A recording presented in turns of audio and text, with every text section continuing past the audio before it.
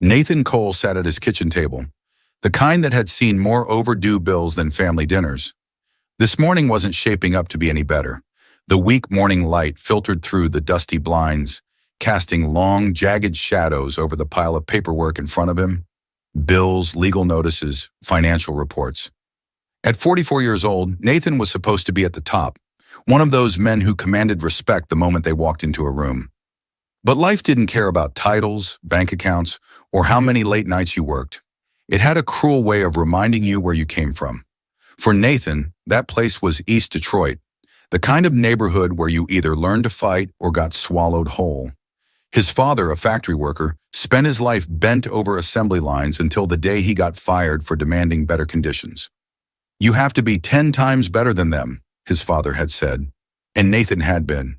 He clawed his way out through scholarships, brutal work hours, and sheer determination. He built an empire, his own bank. But this morning, staring at the mountain of paperwork, he felt the weight of the past creeping back in. No matter how far he'd come, the world had a way of pulling him back down. Nathan exhaled slowly, running a hand over his face as he stared at the stack of papers in front of him. The weight of responsibility sat heavy on his shoulders, a familiar pressure he had carried since his childhood in East Detroit. No matter how high he climbed, the world always found a way to remind him of where he came from.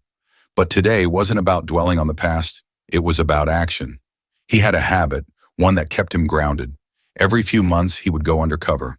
No suits, no luxury cars, no corporate meetings, just Nathan in a worn leather jacket, jeans that had seen better days, and a baseball cap pulled low over his face.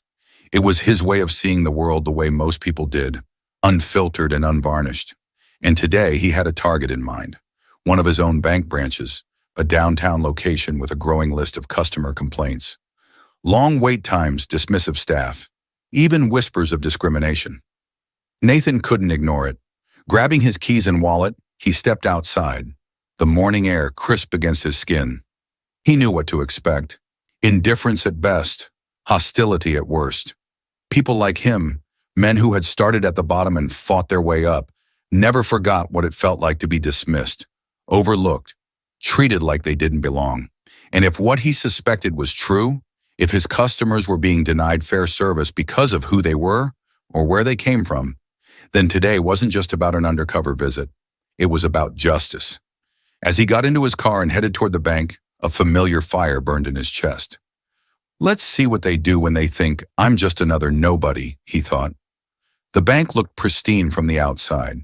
Sleek glass windows, polished marble floors, and a logo that gleamed under the morning sun. But Nathan knew better. A place could look perfect and still be rotten at its core. He stepped inside, the artificial chill of the air conditioning hitting him instantly.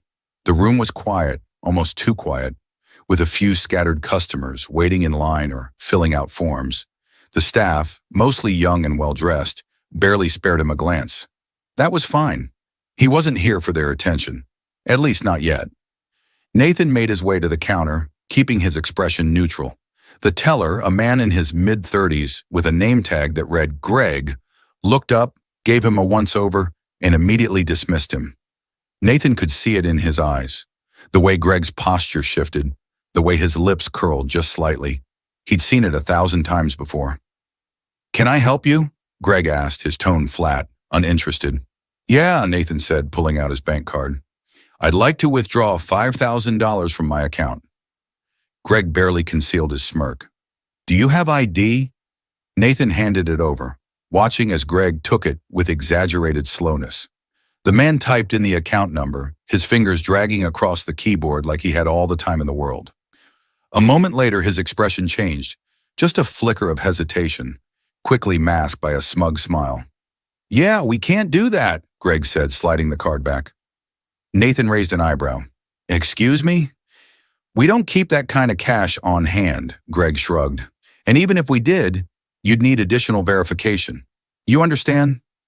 Nathan's jaw tightened. Oh, he understood all right. He'd seen this game before, but Greg had no idea who he was playing with. Nathan let the words hang in the air, his grip tightening slightly on the edge of the counter. You'd need additional verification. He had heard variations of that phrase his entire life. It wasn't about security. It was about something else, something unspoken but clear as day. He took a slow breath, forcing himself to stay calm. "That's so," he said, tilting his head slightly. "And what kind of verification would that be exactly?" Greg leaned back in his chair, crossing his arms. "Oh, just some extra documentation. Got to make sure the funds are legitimate." There it was, the word legitimate hit like a slap. Nathan had built himself up from nothing, worked twice as hard as anyone else in this city to get where he was, and yet, here he was, being questioned like a thief trying to pull a scam. For a second, he considered dropping the act, revealing exactly who he was. But no, that was too easy. Instead, he let a slow, amused smile creep onto his face. He reached into his pocket and pulled out his phone. He said casually, "I think I'll make a call." Greg's smirk faltered. "Sir, there's no need." Nathan held up a finger, cutting him off as the line rang. On the second ring, someone picked up. "Yeah, it's me," Nathan said smoothly. "Get me the regional manager, now." Silence. Greg's face paled as whispers spread through the bank. The other employees, who had been carefully ignoring the situation, suddenly looked very interested. A few customers exchanged glances. Nathan's voice remained calm, but his eyes were sharp as he looked at Greg. "Let's see how well your policies hold up now." The tension in the bank thickened as Nathan lowered his phone, slipping it back into his pocket with deliberate slowness. Greg, now visibly sweating, glanced nervously at the other employees, but no one moved to help him. The weight of the moment pressed down on him like a lead blanket. He had miscalculated, badly. Just then, the glass doors swung open, and a tall man in a sharp navy suit strode in, his polished shoes clicking against the marble floor. His eyes scanned the room, locking on to Nathan almost immediately. "Mr. Cole?" The man's voice carried a mixture of surprise and dread. Nathan turned to him, his expression unreadable. "Mr. Reynolds," he said smoothly, addressing the regional manager by name. "Nice of you to join us." Reynolds hurried forward, his face growing paler with every step. I wasn't aware you were visiting today." Nathan let out a quiet chuckle. "Neither was I, but it seems I had to." His gaze flicked to Greg, who now looked like he wanted to disappear. "Your staff here has been very diligent in enforcing their so-called policies." Reynolds swallowed hard and turned sharply toward Greg. "You, my office. Now."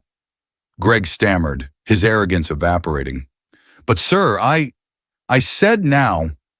As Greg scrambled away, the bank was dead silent. Customers watched in stunned curiosity. Employees stood frozen, unsure whether to breathe. Nathan exhaled slowly, letting the moment settle before speaking again. "This isn't just about me," he said, his voice steady but firm. "This is about everyone who walks through these doors. And if this is how you treat your customers, then we have a much bigger problem." Reynolds nodded hastily. "We'll handle it, sir." Nathan's eyes darkened. "Oh, I know you will." Nathan took a deep breath, steadying himself as Reynolds scrambled to salvage the situation.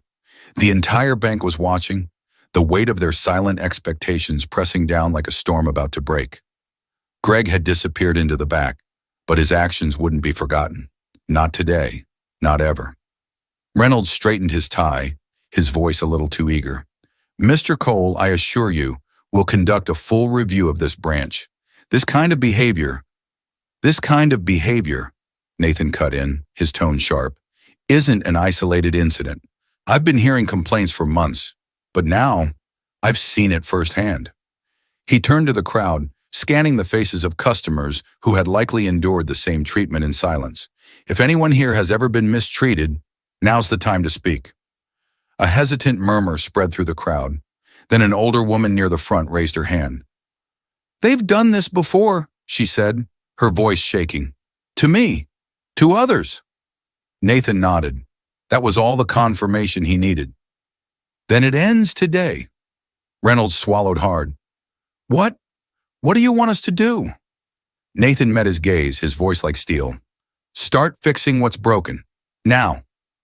Nathan Cole's experience is a powerful reminder that no matter how successful we become, we must stay vigilant against injustice. Not just for ourselves, but for others who don't have the same voice or power. His story teaches us that true leadership isn't about titles or wealth. It's about standing up when something is wrong and taking action. In today's world, we all face moments where we see unfairness, whether at work, in public, or even online. The lesson here is simple. Don't ignore it. Speak up, document wrongdoing, and demand accountability. If you're in a position of influence, use it to create change, just as Nathan did. More importantly, never judge someone based on appearances. Treat people with respect, no matter their background. Because at the end of the day, power isn't about control, it's about responsibility. Thank you for watching the whole video. If you find the content is not useful, please comment on 0. If you find the content is useful, please comment on 1.